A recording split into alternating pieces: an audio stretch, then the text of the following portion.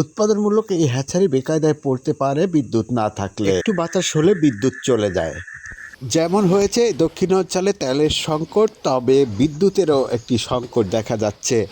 একটু বাতাস কিংবা বৃষ্টি হলে বিদ্যুৎ চলে যাচ্ছে, তাহলে এই সমস্ত হ্যাচারিগুলো যে একটি বিপদে পড়বে তা নিশ্চিত করে বলা যাচ্ছে। বিদ্যুৎ যাওয়ার সাথে সাথে ডিজেল তেলের প্রয়োজন হয়, জেনারেটর না চালালে মাছ অসুবিধা হয়ে যেতে পারে ট্যাঙ্কিগুলোতে। বিদ্যুৎ যাওয়ার সাথে সাথেই জেনারেটর স্টার্ট দিয়ে কারেন্টকে সক্রিয় করে তারপরে অক্সিজেন দেওয়া হয় মাছকে। ডিজেল তেল কিনতে গেলে দীর্ঘ লাইনে অপেক্ষা করে তেল কিনতে হচ্ছে এই হ্যাচারির মালিকদের। গেলে তেল নিতে যে অসুবিধা হচ্ছে হ্যাচারির মালিকদের। হ্যাচারির কথা বললো এই হ্যাচারিগুলোয় তেল দেওয়া হচ্ছে না পর্যাপ্ত পরিমাণ। তেল নেওয়ার জন্য ছুটাছুটি করতেও হচ্ছে এ পাম্প থেকে ও পাম্পে।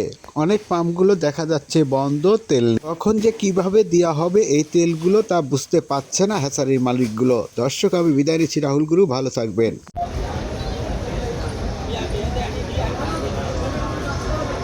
বড় ভাই আসে হ্যাঁ আসে, আইসিল আবার চলে গেছে।